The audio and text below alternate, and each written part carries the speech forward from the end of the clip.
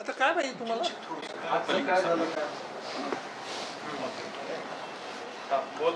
बरोबर आहे का फ्रेम? तुम्ही लाईव्ह घेता नाही का? काय लाईव्ह आहे सगळ्यांचं? चल देर बघ खालचं रजिस्टर लवकर.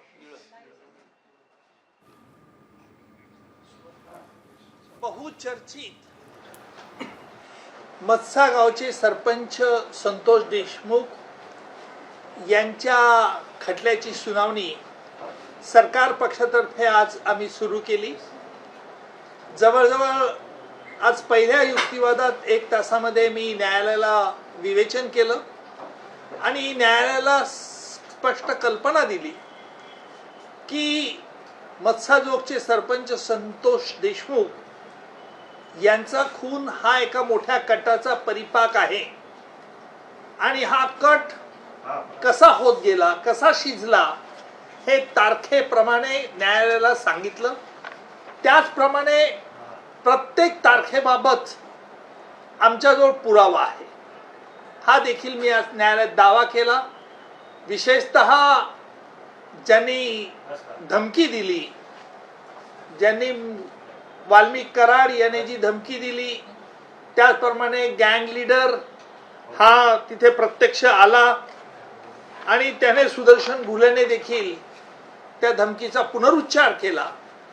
या सगळ्या गोष्टी सरकार पक्षाकडे व्हिडिओ रेकॉर्डिंगच्या स्वरूपात आणि ऑडिओ रेकॉर्डिंगच्या स्वरूपात आहेत आणि न्यायालयाने सांगितलं की हा कट म्हणजे एक कंटिन्युइंग क्रिमिनल कॉन्स्पिरसी आहे.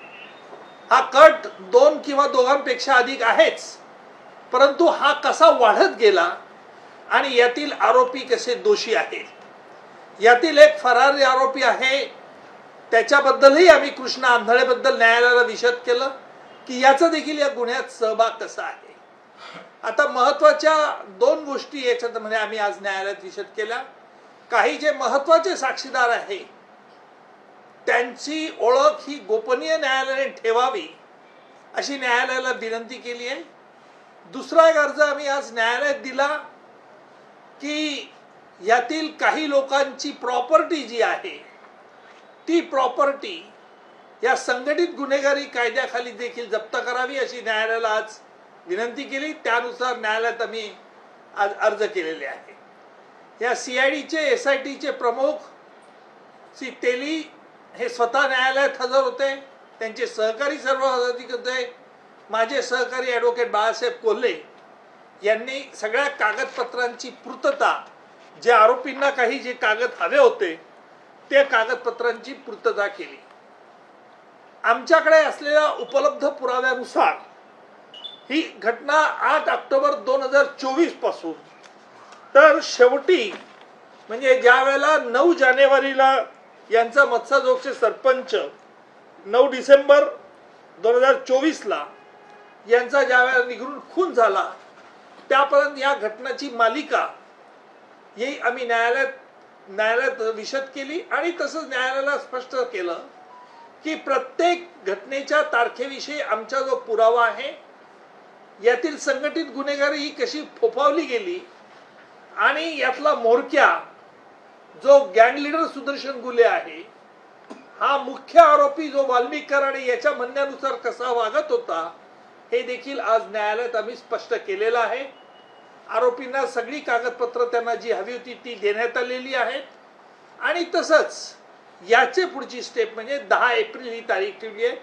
10 एप्रिलला आरोपीतर्फे आम्ही कोर्टाला एक चार्ज देऊ की न्यायालयाने यांच्याविरुद्ध कोणकोणते गुन्हे हे करावेत, चार्ज फ्रेम करावा अशा तऱ्हेचा आम्ही विनंती अर्ज देखील 10 एप्रिलला कोर्टात देणार आहोत.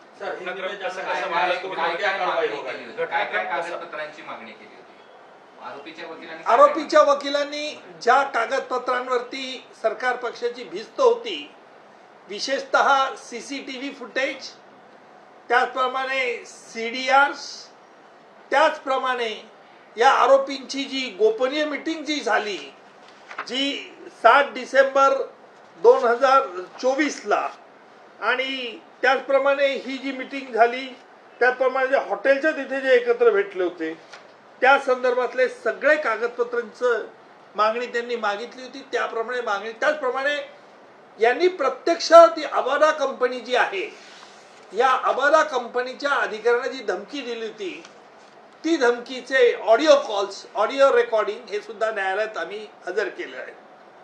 अबादा कंपनी ही मत्स्यजोग पासून साधारणतः 1.5 किलोमीटर अंतरावरती आहे आणि या कंपनीने जवळजवळ 30 एकर ही मत्स्यजोग मधील जमीन संपादित केलेली आहे. त्यांनी तिथे स्टोअर यार्ड म्हणून ते वापरत होते आणि त्या बदल्यात ही अबादा एनर्जी प्रायव्हेट कंपनी जी आहे ही त्या शेतकऱ्यांच्या ज्यांच्या जमिनी त्यांनी ताब्यात घेतल्या कराराने त्यांच्या प्रत्येक मुलाला तिथे नोकरी देणार होते आणि महिना 50,000 वर्षाला 50,000 रुपये द्यायचं कबूल केलं तर त्यानुसार ते देत होते.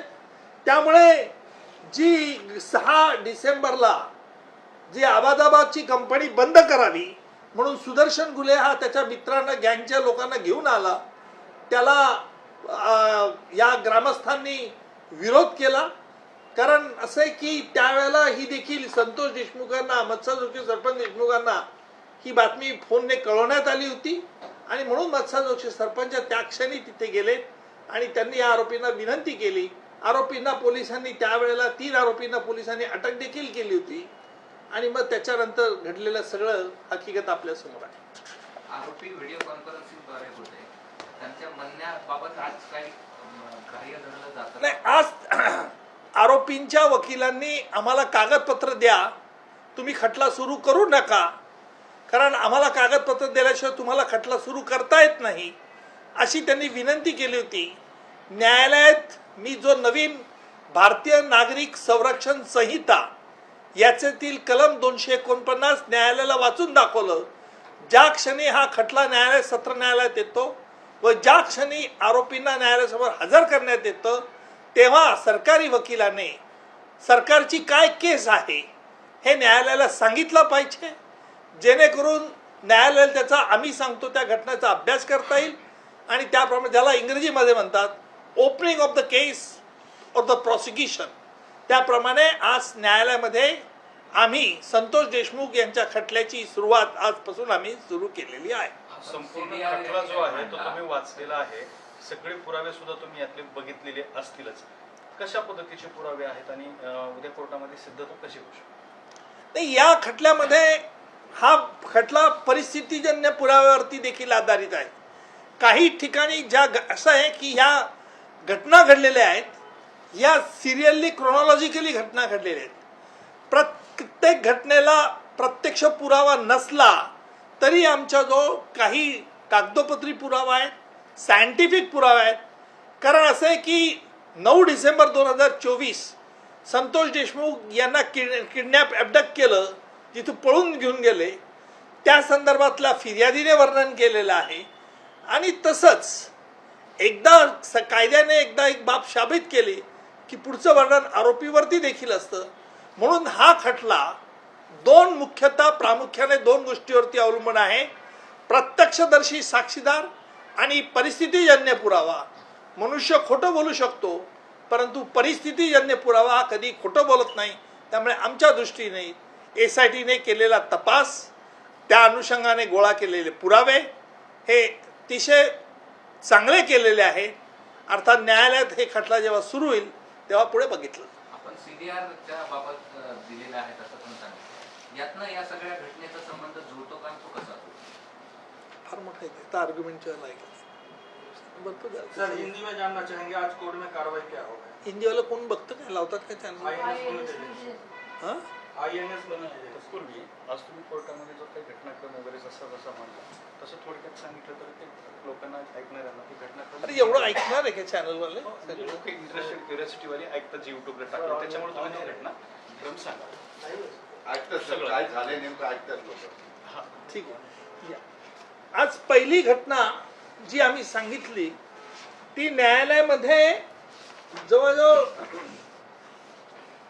8 ऑक्टोबर 2024 पासून सुरू झालं. आमच्याजवळ असलेल्या उपलब्ध पुराव्यानुसार जो जगमित्र ऑफिस म्हणून जे आहे परळीला, जिथे वाल्मिक कराड आणि त्याचप्रमाणे विष्णू चाटे यांची बैठक झाली या बैठकीत त्यांनी अबादा कंपनीकडनं 2 कोटी रुपयाची खंडणी मागण्याचं निश्चित केलं आणि अबादी कंपनीच्या अधिकाऱ्याला जो land acquisition officer Shivaji Thopte याला बोलवण्यात आलं. त्याप्रमाणे शिवाजी थोपटे 7 वाजता जाऊन त्यांना भेटले. 7 वाजता भेटल्यानंतर तिथे आरोपी वाल्मिक कराडने त्यांना धमकी दिली आणि धमकी दिली, सांगितले की तुम्ही 2 कोटीचं खंडणी द्या किंवा कंपनीचं कामकाज बंद करा. अशा रीतीचं या संदर्भात आमच्याकडे पुरावा उपलब्ध आहे.